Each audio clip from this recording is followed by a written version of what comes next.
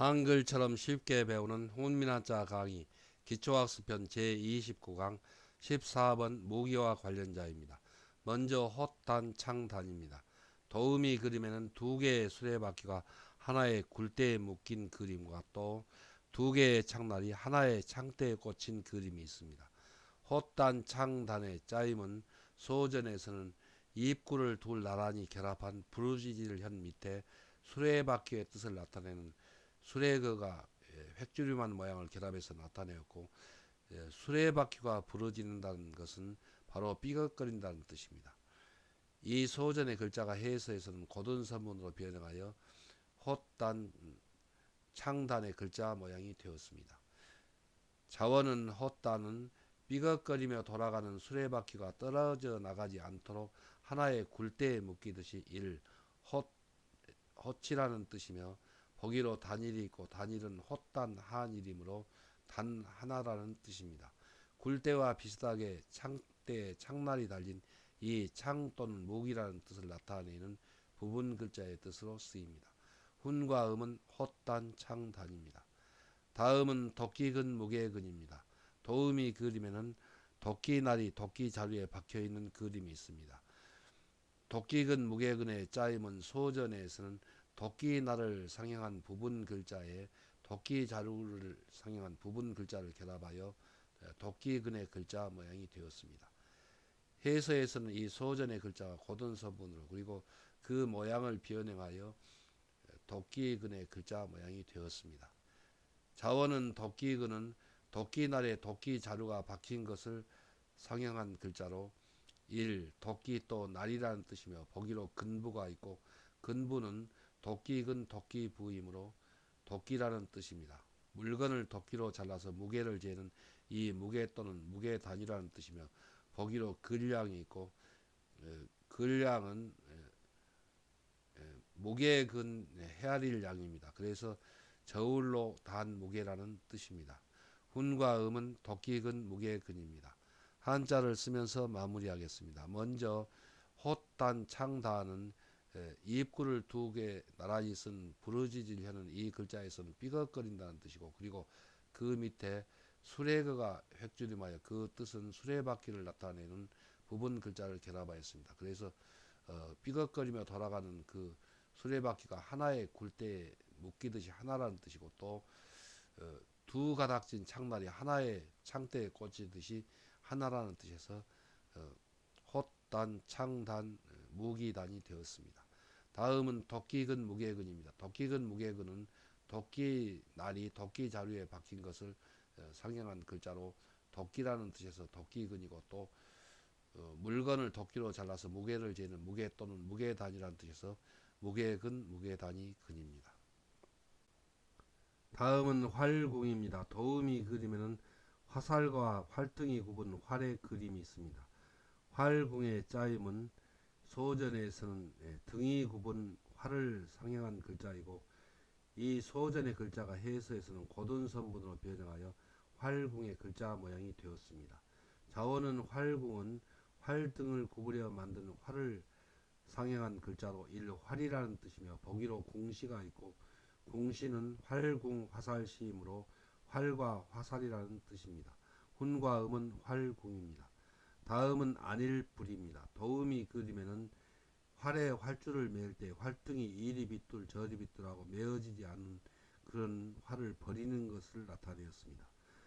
안일불의 짜임은 소전에서는 이리 빗돌 저리 빗돌 활줄이 활등에 메어지지 않는 것을 나타내었고, 그 밑에 활궁을 결합하여 안일불의 소전의 글자 모양이 되었습니다. 해서에서는 이 소전의 글자가 고든선문으로 변형하여 안일불의 글자가 되었습니다. 자원은 안일불은 활에 활줄을 매일 때 활등이 이리 빗돌 저리 빗돌하며 잘 메어지지 않는다는 뜻을 나타내어 아니다는 뜻이며, 보기로 불약이 있고 불약은 안일불 양약입니다. 약을 먹지 않고도 병이 낫는다는 뜻이고, 약이 필요 없다는 뜻입니다. 또 못 쓰는 활을 버린다는 뜻을 나타내는 부분 글자의 뜻으로 쓰입니다. 훈과 음은 안일불 버릴 불입니다. 한자를 쓰면서 마무리하겠습니다. 먼저 활궁은 활 등을 구부려 만든 활을 상징한 글자입니다. 그래서 그 훈과 음은 활궁입니다. 다음은 안일불 버릴불입니다. 안일불 버릴불은 이 활궁을 먼저 나타내고, 그리고 그 활을 활줄에 매일 때 활이 이리 비뚤 저리 비뚤하고 비뚤어져서 그 메어지지 않는다는 뜻에서 안일불이고, 또 활, 활줄이 메어지지 않는 그런 못 쓰는 활을 버린다는 뜻에서 버릴불입니다. 다음은 화살시입니다. 도우미 그림에는 화살의 그림이 있습니다. 화살시의 짜임은 대전과 소전에서는 화살촉과 그리고 화살대와 온이를 나타내었습니다.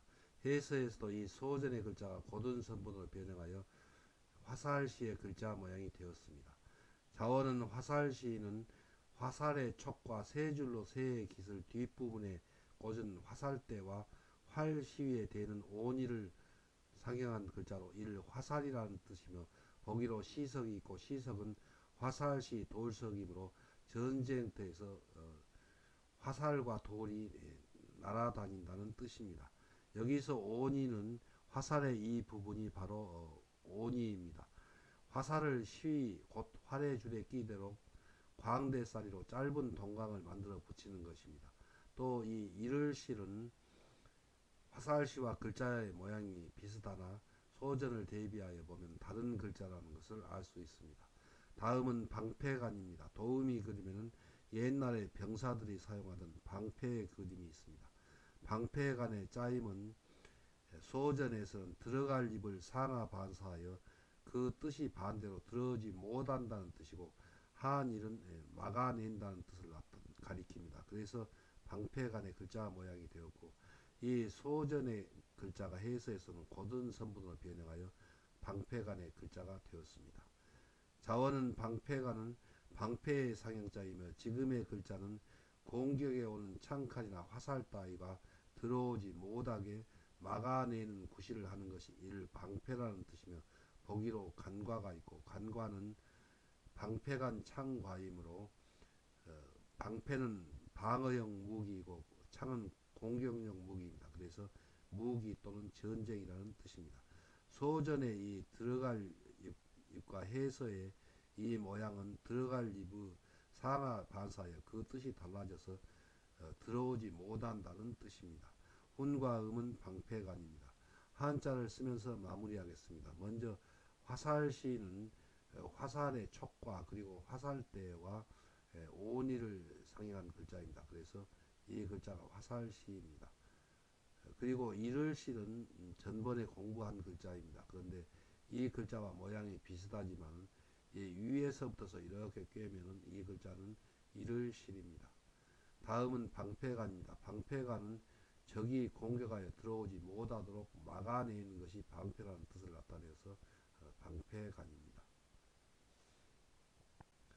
다음은 거꾸로 역 거스를 역입니다. 도우미 그림에는 손자가 할아버지의 말을 거역하고 뾰루뚱한 그림이 있습니다.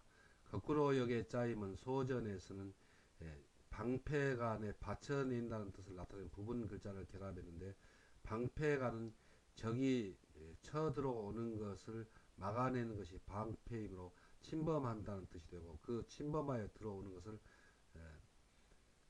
거슬려서 받쳐낸다는 뜻입니다. 그래서 이 소전의 글자가 해서에서는 고든 선분으로 변형하여 거꾸로 역의 글자 모양이 되었습니다.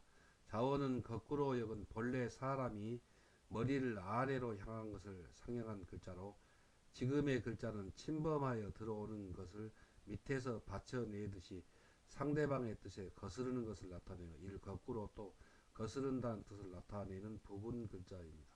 훈과 음은 거꾸로 역 거스를 역입니다. 다음은 내칠척입니다. 도우미 그림에는 달려드는 적군을 무기를 휘둘러서 내리찍어 물리치는 그림이 있습니다.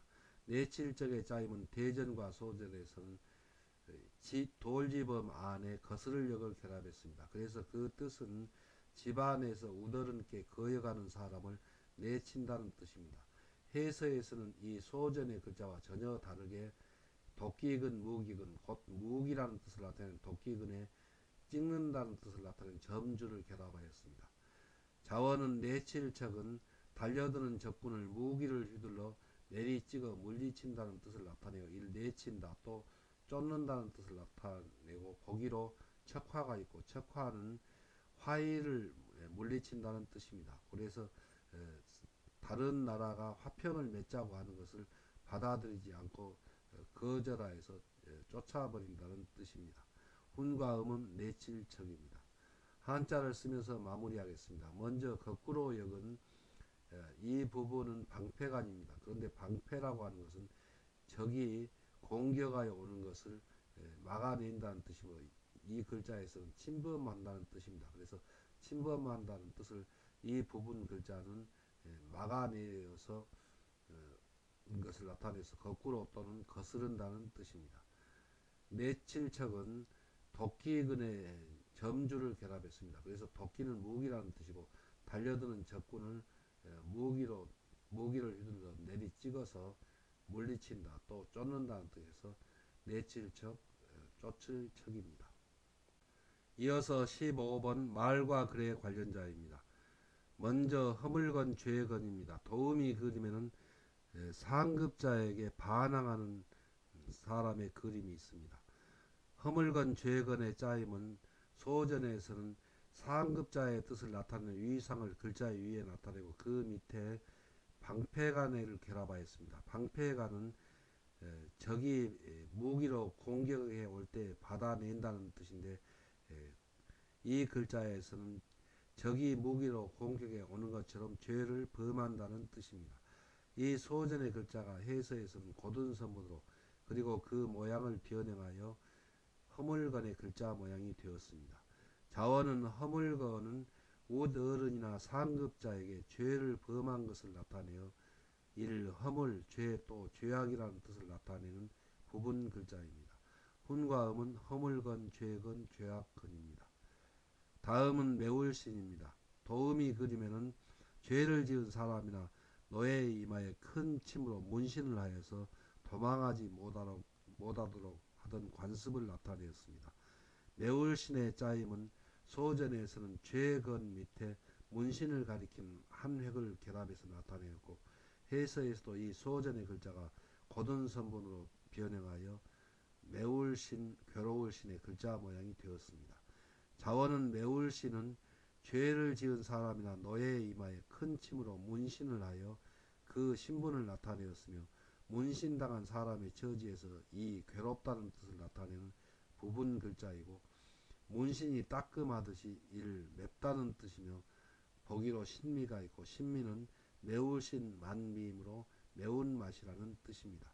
이 매울신이 한자를 구성하는 부분 글자로 안해첩의 글자의 머리에 쓰일 때 밑부분이 획줄임한 모양이고 또 말씀원의 머리에 쓰일 때 변형한 글자의 모양입니다. 훈과 음은 매울신, 괴로울신입니다. 한자를 쓰면서 마무리하겠습니다. 먼저 허물건, 죄건은 이 부분 위상의 뜻을 나타내고 우어른이라는 뜻입니다. 그리고 방패간이 변형한 이 모양은 범한다는 뜻입니다. 그래서 우어른에게 죄를 범한다는 뜻에서 허물건, 죄건 또 죄악건이 되었습니다. 다음은 매울신입니다. 매울신은 이 부분은 허물건, 죄건, 죄악건이므로 죄를 지은 사람이나 노예라는 뜻입니다. 그리고 그 죄를 지은 사람이나 노예의 이마에 큰 침으로 문신을 하여서 그 신분을 나타내었는데 이때에 그 문신을 당한 사람이 괴롭다는 뜻에서 괴로울 신이 되었고 또 문신이 따끔하듯이 문신할 때 따끔하듯이 입안이 따끔한 맛이 매운맛이라는 뜻에서 매울 신이 되었습니다.